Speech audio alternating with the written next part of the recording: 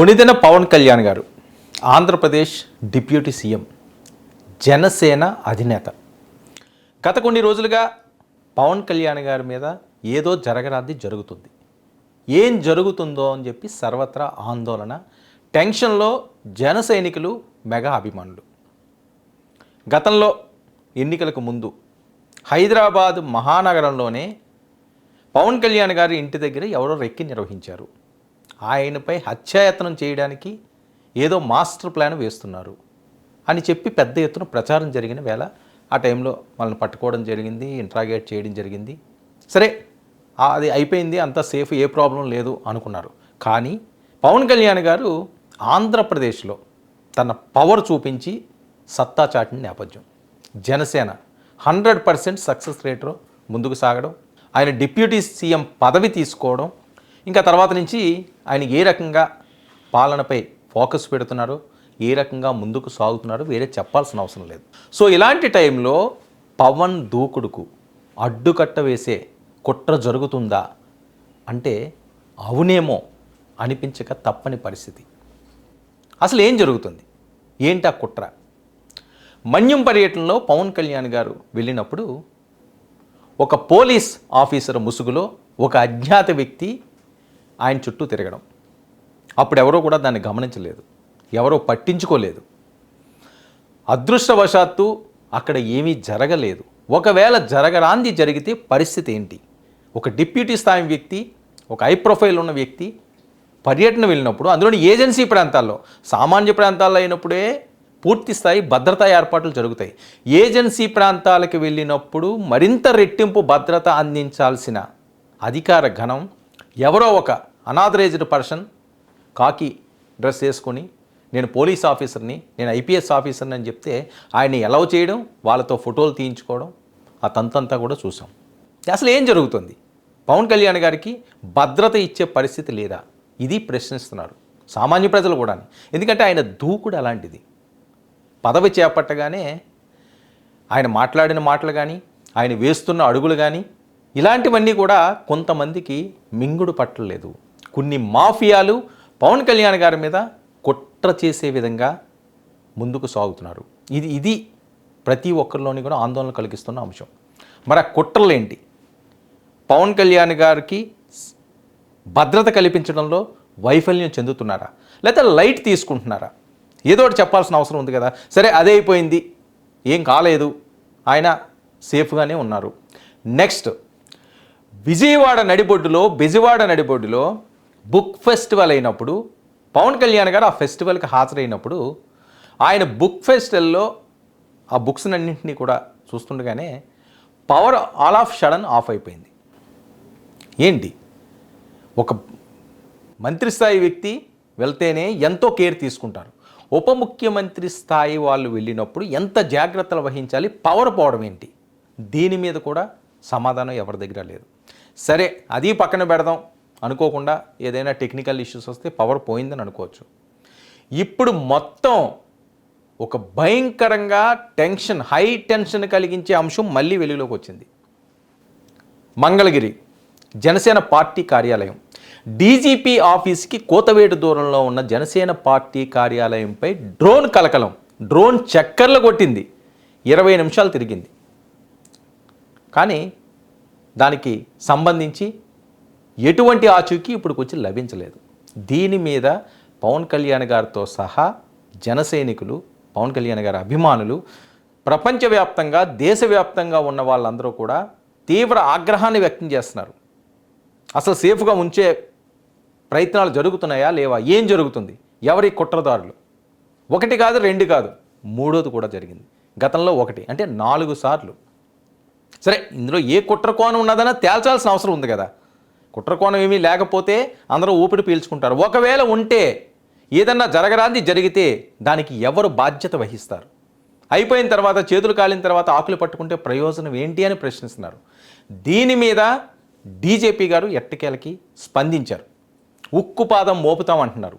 దానికి సంబంధించిన exclusive report కూడా మేము ముందు ఇస్తాను. పవన్ భద్రతపై మొదటిసారి డీజీపీ గారు తిరుమలరావు గారు స్పందించడం జరిగింది. జనసేన కార్యాలయం మీద డ్రోన్ చక్కర్లు, ఏ రకమైన డ్రోన్, అది ఎక్కడి నుంచి వచ్చింది, అక్కడ ఏమైనా కెమెరాస్ ఉన్నాయా, ఏం షూట్ చేసింది ఏంటి, ఎలాంటి కెమెరాస్ వాడారన్నది పూర్తి చిట్టా అంతా కూడా డీజీపీ గారు లాగుతున్నారట. 5 ప్రత్యేక బృందాలతో, ఇది చాలా కీలకం అండి. ఆ డ్రోన్ ఏదైతే అది కలకలం రేపిందో, అందరినీ ఆందోళనకు గురి చేసిందో, దీనికి సంబంధించి ఆ డ్రోన్ ఎక్కడి నుంచి వచ్చింది, ఎవరు పంపించారు, అందులో ఉన్న కుట్ర కోణం ఏంటి అన్న దాని మీద పూర్తిగా ఆ కూపీ లాగుతున్నారు. ఇందులో భాగంగా 5 బృందాలని ఏర్పాటు చేయడం జరిగింది. 1, 2 కూడా కాదు, 5 స్పెషల్ టీమ్స్ని ఏర్పాటు చేయడం జరిగింది. జనసేన చేసిన ఫిర్యాదుతో ఈ టీమ్స్ని మేము రంగంలోకి దించామని చెప్పి డీజీపీ గారే సాక్షాత్తు ఆయన చెప్పడం జరిగింది. ఇక పవన్ భద్రత మరింత పటిష్టం చేసే విధంగా చర్యలు చేపడుతున్నాము, పవన్ కళ్యాణ్ గారి భద్రతకి ఎటువంటి డోకా లేదు అని చెప్పి ఆయన భరోసా ఇస్తున్నారు. అయినప్పటికీ కూడా అంత ప్రశాంతంగా ఉండే పరిస్థితి అయితే ఇప్పుడు కనిపించట్లేదు అని. ఎందుకంటే ఏదో ఒక ఇన్సిడెంట్ కాకతాళీయంగా జరిగినా, లేదా ఏమైనా టెక్నికల్ ఇష్యూస్ వచ్చి జరిగినా అది వేరే అంశం. కానీ ఇది కావాలని కొంతమంది చేస్తున్నారు అన్నట్లుగా పక్కా ఆధారాలు కళ్ళకి కనిపిస్తున్న దృశ్యాలు. ఒకటి హైదరాబాద్ ఇష్యూ, అది పక్కన పెడితే మన్యంలో ఒక పోలీస్ ఆఫీసర్ వేషం, అది పక్కన పెడితే ఈయన వెళ్ళిన ఒక ఫెస్టివల్కి పవర్ కట్, సరే అది పక్కన పెడితే ఇప్పుడు డ్రోన్ ఏకంగా జనసేన పార్టీ కార్యాలయం మీదకి వెళ్ళిపోయింది. డ్రోన్లతోటి ఎలాంటి దాడులు చేయొచ్చో వేరే చెప్పాల్సిన అవసరం లేదు. ప్రపంచవ్యాప్తంగా టెక్నాలజీని పూర్తిగా వాడుకుంటున్నారు, ఏదన్నా చేయొచ్చు. చేసిన తర్వాత ఇన్వెస్టిగేషన్ చేసో, లేకపోతే వేరేది చేసో ఇది చేసాం అది చేసాం, ఆ నిందితులను పట్టుకున్నాం ఈ నిందితులను పెట్టుకున్నాం, లేకపోతే ఒకరిద్దరిని సస్పెండ్ చేసేసాం అయిపోయింది అంటే కాదు కదా. చేతులు దులుపుకుండే ధోరణి కాదు కదా. రాష్ట్రం అల్లకల్లోలం అయిపోయే పరిస్థితి, ఎవరు కూడా ఆపలేరు. చిన్నది జరిగిన గతం నుంచి పవన్ కళ్యాణ్ గారు కూడా చాలా ఆవేదన వ్యక్తం చేస్తున్నారు. పవన్ కళ్యాణ్ గారి టీం కూడా చాలా ఆవేదన వ్యక్తం చేస్తున్నది. నా మీద దాడులకు పాల్పడుతున్నారు అని చెప్పి డైరెక్ట్గా ప్రత్యక్షంగా ఆయనే చెప్పారు. బ్లేడులతోటి వస్తున్నారు, బ్లేడ్ బ్యాచ్ అని చెప్పారే ఎన్నికల ప్రచార సమయంలోని. అది ఎంత ఆందోళన కలిగించింది. ఒక బ్లేడ్తో ఏదన్నా చేయొచ్చు, ఒక నిమిషం పని. అప్పుడు దాని మీద కూడా ఎటువంటి యాక్షన్ లేదు. సరే ఓకే, అదంతా గత ప్రభుత్వం అంటారు, అది రాజకీయ అంశంగా తీసుకుంటారు. ఆయన మీదకి ఎవరు వస్తారు, బ్లేడ్లు పట్టుకుంటే ఎవరు వస్తారు అని చెప్పి అప్పుడు వైసీపీ వాళ్ళు ఏదో మాట్లాడడం జరిగింది. సరే ఇప్పుడు కూటమి ప్రభుత్వం కదా, ఇప్పుడు డ్రోన్లు ఎగురుతున్నాయి కదా, పోలీస్ ఆఫీసరు ముసుగులో మనుషులు తిరుగుతున్నారు కదా, ఆయన వెళ్ళిన ప్రచారంలో పవర్ పోతుంది కదా. మరి దీనికి ఎవరు బాధ్యులు, ఎవరు రెస్పాన్సిబిలిటీ తీసుకోవాలి, అది కదా ఇక్కడ ప్రధాన point. So law and order మీద ఈ అంశాలన్నీ కూడా వాళ్ళకి తలనొప్పిగా మారే పరిస్థితి నెలకొంది. వాళ్ళ బాధ్యత వహించాల్సిన అవసరం ఉంది. వాళ్ళ మీద వెళ్తుంది ఇదంతా కూడా, ఈ ఫోకస్ అంతా కూడా. భద్రత ఎందుకు కల్పించలేకపోతున్నారు, దానికి ఏమైనా బలమైన కారణాలు ఉన్నాయా?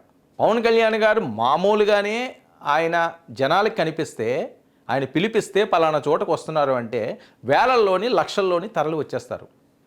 సో ఆయనకున్న క్రేజ్ అలాంటిది. అలాంటప్పుడు ఎంత జాగ్రత్త వహించాలి, ఎంత జాగ్రత్తగా ఉండాలి. సరే ఐదు టీములను పెట్టారు, బాగానే ఉంది. మరి దాని నుంచి ఏమి విచారణ చేశారు, ఏమి ఇన్పుట్స్ తీసుకున్నారు, ఏం జరిగింది, ఎవరు దీన్ని చేశారంటే దీనికి ఆయన చెప్పే సమాధానం ఏంటంటే, పవన్ మీద జరుగుతున్న ఈ వరుస ఆందోళనలో అంశాలపై పూర్తి స్థాయి భద్రత ఒకవైపు ఇస్తూనే, మరొక వైపు ఈ సంఘటనలకు అసలు కారణాలు ఏంటి, దీనికి ఉన్న మూలాలు ఏంటి అన్న దాని మీద స్పెషల్ ఫోకస్ పెట్టారు.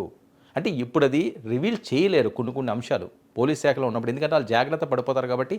ఆ రకంగా చేస్తే పర్వాలేదు, కొద్దిగా ఆలస్యంగా అయినా అమ్మో పవన్ కళ్యాణ్ గారు జోలికి వెళ్తే మన బతుకు అయిపోయినట్టే అని ఒక భయం అంటూ ఏర్పడాలి. లేకపోతే ఏముంది, మొన్న ఎవడో పోలీస్ ఆఫీసరు ముసుగులో వెళ్ళాడు కదా, ఎవరో పట్టించుకోలేదు, అయిపోయిందాకా జరగలేదని ఇంకొకరు ఎవరన్నా దానికి తెగిస్తే, సరే అభిమానుల ముసుగులోనే ఎవరన్నా ఎంటర్ అయితే ఎవరు ఆపుతారు అని ఆపే పరిస్థితి ఉందా? ఆ టెక్నాలజీ మన దగ్గర ఉందా? అంత భద్రతా ప్రమాణాలు మనం పాటిస్తున్నామా ఒక విఐపికి? అది కూడా ప్రశ్నే. ఇక డీజీపీ ఇచ్చిన బిగ్ బ్రేకింగ్ ఏంటంటే ఓసారి చూద్దాం. అంటే మేము ఈ రెండు విడిగా చూస్తున్నామండి. ఈ డ్రోన్ విషయం అనేది యాక్చువల్గా డ్రోన్ ఎగిరిందా లేదా మేము కనుక్కోవాలా. అంటే ఏదైనా చూసి డ్రోన్ అనుకున్నారు అక్కడ ఉన్న వాళ్ళు, ఎందుకంటే అక్కడ ఉన్న వాళ్ళు ఎవరు ఆ రోజు చెప్పినటువంటి వాడు ఒక ఆర్ఎస్ఐ తప్పించి అంతకన్నా సీనియర్ లేరు. సో అది డ్రోనేనా కాదా అని కూడా తెలుసుకోవాల్సింది. అక్కడ డ్రోన్ ఫ్లై చేసే అవకాశం ఎవరు ఉందో చాలా విశదంగా చాలా విచారించినాకే ఒక కంక్లూషన్కి వస్తాం. అది వాళ్ళ సాయంకాలానికి అయ్యే అవకాశం ఉంది. అక్కడ జరిగిన విషయం ఏంటంటే ప్రోగ్రామ్ అయిపోయినాక జరిగిన విషయం అది కూడాను. ప్రోగ్రామ్ అయిపోయాక ప్లేక్ దగ్గర పోయి, ఇప్పుడు ప్రోగ్రామ్ అయిపోయాక కూడా పోయి నిలబడ్డాడు అనుకోండి, ఏం చేస్తుంది దానికి? ఓ పిచ్చోడు నిలబడచ్చు, మంచోడు నిలబడచ్చు, దొంగ నిలబడచ్చు. అట్లా ఏదైనా జరగడం తప్పించి ఎందుకు జరిగింది అని చూస్తున్నాం. ఆ ప్రోగ్రాంలో మాత్రం ఏదైనటువంటి సెక్యూరిటీ ల్యాబ్స్ జరగలేదు. ఏజెన్సీ ఏరియా అనుకుంటాను. ఏది అయినప్పటికీ ప్రతి చిన్నదాన్ని ప్రతి విషయాన్ని మేము చాలా సీరియస్గా తీసుకుంటాం, అన్ని విచారణ చేయడం జరుగుతుంది. రైట్, ఇది డీజీపీ గారు మాట్లాడిన అంశాలు. అందులో ఏమంటున్నారు ఆయన, విచారణలో కీలకమైన విషయాలన్నీ కూడా వెలుగులోకి వచ్చాయి. అంటే పోలీసుల దగ్గర దీనికి సంబంధించి పూర్తి సమాచారం ఉంది అని చెప్పి డీజీపీ గారే సాక్షాత్తు చెప్పడం జరుగుతుంది. అంటే ఇప్పటికే డ్రోన్కు సంబంధించి ఎవరైతే ఈ చర్యలకు పాల్పడ్డారో, ఎవరైతే ఇందులో కుట్ర భాగస్వాములుగా ఉన్నారో వాళ్ళందరూ కూడా ఆల్మోస్ట్ పోలీస్కి చిక్కినట్టే. అయితే ఇంకా అది బయట పెట్టాల్సిన అవసరం ఉంది. దీనికి సంబంధించి ఇన్పుట్స్ అన్నీ కూడా మేము తీసుకోవడం జరిగింది. 5 బృందాలుగా ఇప్పటికే ఏర్పాటు చేయడం జరిగింది. ఎటువంటి ఆందోళన చెందొద్దని చెబుతున్నప్పటికీ కూడా ఆందోళన చెందకుండా ఉండే పరిస్థితి లేదు అంటున్నారు పవన్ కళ్యాణ్ గారి అభిమానులు. ఎందుకంటే వరుసగా జరుగుతున్న ఘటనలు కదా. అయితే 24 గంటల్లో డీజీపీ గారు ఆఫ్ ద రికార్డు చెప్పిన మాట అన్నట్లుగా జరుగుతున్న ప్రచారం. 24 గంటల్లో నిందితులు ఎవరైతే వాళ్ళని ఓచలు లెక్క పెట్టిస్తాం అని చెప్పు కూడా ఆయన హామీ ఇవ్వడం జరిగింది. అంటే ఇంత క్లియర్గా చెబుతున్నారు కాబట్టి ఖచ్చితంగా దీనికి సంబంధించి ఎవరైతే ఇందులో పాత్రదారులు, సూత్రధారులు, కుట్రదారులు ఎవరైతే ఉన్నారో వాళ్ళ చిట్టా అంతా కూడా వెలుగు చూసింది. ఇక బయట పెట్టడమే తరువాయి. ఎందుకు ఇంతలా ఈ అంశం గురించి ప్రస్తావించాల్సి వస్తుందంటే పవన్ కళ్యాణ్ గారు వేస్తున్న అడుగులండి. ఒకటి, రైస్, అదొక మాఫియా అంటున్నారు. మన మాఫియా కూకట వేలతో పెకలించాలి, ఏ మాఫియా అయినా సరే అని. కాకినాడ పోర్టు వేదికగా డ్రగ్స్ అంటారు, అది చలామణి అయిందన్నారు, రైస్ అన్నారు, వేల కోట్ల రూపాయలు అన్నారు. వేల కోట్ల రూపాయలు అనే అంశంలో మాఫియా ఇన్వాల్వ్ అయితే వాళ్ళు సామాన్యంగా వదిలితే పరిస్థితి ఉంటుందా? మనం చూస్తున్నాం ముంబై తరహా మాఫియా ఎన్ని కథనాలు మనం ప్రత్యక్షంగానే చూసాం, సినిమాల పరంగానే చూసాం. ఒళ్ళు గొగురుపరుస్తుంది, టెర్రర్ పుట్టిస్తారు వాళ్ళు తలుచుకుంటే. సో అలాంటి మాఫియా కోరల్లో ఈయన పంజా విసురుతున్నారు. అది ఎటు నుంచి ఎటు వస్తుందో అన్నది ప్రధానంగా వాళ్ళ అభిమానులు ఆవేదపడేది. ఎందుకంటే కొన్ని లక్షల మంది, ఒకటి కాదు ఇక్కడ కాదు కదా, మెగా ఫ్యామిలీకి ఉన్న అభిమానులు భారతదేశంలోనే కాదు ప్రపంచ దేశాలతో వేరే వాళ్ళకి ఉండరేమో అంటే అతిశయోక్తి కాదు. అంత పెద్ద ఫ్యాన్ ఫాలోయింగ్ ఉంది వాళ్ళకి. మరి అలాంటి వ్యక్తికి జరుగుతున్న వరుస సంఘటనలు, ఈయన తీసుకుంటున్న చర్యలు, మరొకటి సనాతన ధర్మం అనే అంశాన్ని ఆయన ఎత్తుకున్నారు. అది ఎంత పవన్ కళ్యాణ్ ఏది టచ్ చేస్తే అది ప్రపంచవ్యాప్తంగా వైరల్ అయిపోద్ది. ఆయన ఏం మాట్లాడినా, ఏ అడుగులు వేసినా సరే. ఇందులో భాగంగానే ఆయన తీసుకుంటున్న అంశాలు, ఒకటి రైస్ అంశం నేను చెప్పాను, సనాతన ధర్మం ఇదొక అంశాన్ని ఎత్తుకున్నారు. తిరుపతి మీద ఎవ్వరూ మాట్లాడడానికి భయపడే అంశాలని కూడా ఆయన బహిరంగంగానే మాట్లాడుతున్నారు. మరొక వీక్నెస్ ఏంటంటే ఆయనకి ఏదైనా ట్రావెల్ చేస్తున్నప్పుడు లేకపోతే వేరే అంశాల్లోనే ఆయనకి ఏదైనా ఇక్కడ కానీ టచ్ అయ్యిందంటే ఇమీడియట్గా దాని మీద రెస్పాండ్ అయిపోతారు. రోడ్డు మీద వెళ్ళిపోతుంటారు. రోడ్డు మీద ఎవరో ముసలి వాళ్ళో లేకపోతే ఇంకొకరో పిల్లలో ఎవరైనా ఉంటే మనం చాలాసార్లు చూస్తుంటాం వీడియోలు, ఆగుతారు, వెంటనే వాళ్ళ దగ్గరికి వెళ్తారు, ప్రేమగా ఆప్యాయంగా వాళ్ళని తీసుకుంటారు, వాళ్ళ యోగక్షేమాలు అడుగుతారు, వాళ్ళకి ఏమైనా సమస్యలు ఉంటే అక్కడికక్కడికే పరిష్కార మార్గాలు చూపిస్తారు. అంటే ప్రజల్లో ప్రయాణించే నాయకుడు. ఏదో 4 గోడల మధ్య లేకపోతే ఒక పెద్ద సౌదాలు నిర్మించుకునో కంచు కోటలు నిర్మించుకునో చేసే క్యారెక్టర్ కాదు అతను. నిజ జీవితంలో కూడా ఒక సామాన్య వ్యక్తిలా బతికే క్యారెక్టర్ ఉన్న కొణిదెల పవన్ కళ్యాణ్. మరి అలాంటి వాళ్ళకి చాలామంది శత్రువులు పెరిగిపోతారు. ఎందుకంటే ముక్కుసూటిగా మాట్లాడతారు, దేనికి భయపడ్డాయన, తను ఏది అనుకున్నాడో చేసేస్తాడు. చెప్పు తీయాలి అనుకుంటే చెప్పు తీస్తారు, అభిమానంగా నవ్వాలి అంటే ప్రేమపూడిగా నవ్వుతారు, కౌగిలించుకోవాలంటే కౌగిలించుకుంటారు, కత్తి దూయాలంటే కత్తి తోస్తారు, కొట్టుకుందాం అంటే కొట్టుకుందాం అంటాడు. అంటే డిఫరెంట్ షేడ్స్ అవి. దానికి ప్రత్యేకంగా తరపీదు తీసుకుని జాగ్రత్తగా ఆచి తూచి నటించి ఈ టైపు క్యారెక్టర్ కాదు ఆ పర్సనాలిటీ. అదే ఇక్కడ ప్రాబ్లం, అదే ఇప్పుడు సర్వత్రా ఆందోళన. ఈయన జాగ్రత్తలు తీసుకోడు, వేరే వాళ్ళు ఈయనకు భద్రత కల్పించరు. అంటే కల్పించట్లేదని కదా, కల్పించవచ్చు కాక, ఎవరిని మనం నిందించట్లేదు. కానీ జరుగుతున్న సంఘటనలు చూస్తే అంత సీరియస్గా భద్రత ఉండటం లేదని కదా. ఒక పక్క మోదీ గారు, అమిత్ షా గారు కూడా ప్రత్యేకంగా దీని మీద ఆరా తీశారు కూడా. ఎందుకంటే అమిత్ షా గారు రీసెంట్గా రావడం జరిగింది ఆంధ్రప్రదేశ్కి. పవన్ కళ్యాణ్ గారికి ఎంత ప్రయారిటీ ఇచ్చారో వేరే చెప్పాల్సిన అవసరం లేదు. అక్కడ 2 కుర్చీలు ఉంటే నిన్న ఆ సీన్ చూస్తుంటే పవన్ కళ్యాణ్కి ఏ హైప్ ఉందో, ఏ రేంజ్లో ఎన్డీఏ చూస్తుందో కళ్ళకి కట్టినట్లు కనిపించే దృశ్యాలు అవి. 2 చైర్లు ఉంటే అమిత్ షా గారు పిలిచి చైర్ వేయించి నువ్వు వచ్చి కూర్చో అని చెప్పి ఆయన పక్కన కూర్చోబెట్టుకున్నాడు. అక్కడ సెంట్రల్ మినిస్టర్ ఉన్నారు, మిగతా మంత్రులు ఉన్నారు. కానీ పవన్ కళ్యాణ్ ప్రయారిటీ వేరు, ఆయనకి ఇచ్చే ఇంపార్టెన్స్ వేరు. ఇది గుర్తించింది ఎవరు గుర్తించారండి? సామాన్యమైన వాళ్ళు కాదు. దేశానికి నెంబర్ 1 నెంబర్ 2గా తమదైన శైలిలో సక్సెస్ఫుల్గా దూసుకుపోతున్న హ్యాట్రిక్ పొలిటీషియన్స్. ఒకటి మోదీ గారు, రెండవది అమిత్ షా గారు. మోదీ గారు ఎంత ప్రేమ కురిపిస్తారో ఆయనకు అనిపించేసరికల్లా చిరంజీవి గారు కానీ లేకపోతే పవన్ కళ్యాణ్ గారు కానీ మోడీ గారు కానీ బీజేపీలో కానీ వీళ్ళు ఎప్పుడన్నా ఉన్నారా? వీళ్ళకి ఏమైనా బీజేపీతో సంబంధం ఉందా? కాదు. వాళ్ళు మనసు గెలుచుకున్నారు. అందరూ పార్టీల్లో ఉన్నవసరం లేదండి. దీనికి ఎగ్జాంపుల్ వీళ్ళే. మెగా కుటుంబం, మెగా ఫ్యామిలీయే. చిరంజీవి గారు కానీ పవన్ కళ్యాణ్ గారు వాళ్ళ మనసులు దోచుకున్నారు. అందుకని అంత ఆప్యాయత. దేశంలో మోదీ గారు కరుణ వీక్షణం కోసం కోట్ల మంది చూస్తుంటారు. ఆయన ఒకసారి చూస్తే చాలు, ఒకసారి పక్కన నుంచుంటే చాలు, ఒకసారి ఫోటో తీయించుకుంటే చాలు, అంత దూరం నుంచి చూసినా పర్లేదు, మనకు వీఐపీ పాస్ ఇస్తే దగ్గర నుంచి చూసే అవకాశం వస్తే చాలు అనుకుంటారు. అలాంటి ఆయన వీళ్ళని పిలిచి ఏ కార్యక్రమం అయితే సంక్రాంతి సంబరాల్లో చిరంజీవి గారు ఉండాలి, ఒక మీటింగ్కి వెళ్తే పవన్ కళ్యాణ్ గారు ఉన్నారు, పొరుగు రాష్ట్రాల్లో బీజేపీ ప్రచారానికి పవన్ కళ్యాణ్ గారు కావాలి, ఏదైనా అది ఇది అని కాదు. అమిత్ షా గారికి కూడా అదే పరిస్థితి. ఆయన ఏమైనా ఒక ప్రచారానికి వచ్చినప్పుడు వెంటనే పవన్ కళ్యాణ్ గారు పక్కన పెట్టుకుంటాడు. ఆయన ఎంత ఆప్యాయంగా ఆయన భుజాలు తట్టి ప్రేమగా ఒక సోదర భావంతో, ఒక ఆప్యాయతో, ఒక కుటుంబ సభ్యుడితో, ఇది కదా ఆయన. ఇవన్నీ కూడా కళ్ళు కొడతాయి చాలామందికి. వాళ్ళే దీనికి మూల కారణం. అసలు దోషులు ఎవరో తెలియాలి. దీని వెనకాతలు ఉన్న కుట్ర కోణం వెంటనే బయట పెట్టాలి. 24 గంటల్లో డీజీపీ బయట పెట్టి అంతు తేలుస్తామని చెప్పి ఆయన సవాల్ విసిరారు. మరి దాని వెనకాతలు ఎలాంటి కుట్ర కోణాలు ఉన్నాయన్న దాని మీద ఇప్పుడు సర్వత్రా చర్చ జరుగుతున్న నేపథ్యం. దీని మీద పవన్ కళ్యాణ్ గారు కూడా జాగ్రత్తగా ఉంచాలి. 3 అంచెల భద్రతా ప్రమాణాలని పవన్ కళ్యాణ్ గారికి పెంచే విధంగా, అవసరమైతే Z+ కేటగిరీ కూడా ఆయనకి ఇచ్చే విధంగా ఆలోచన చేస్తున్నది కేంద్రం.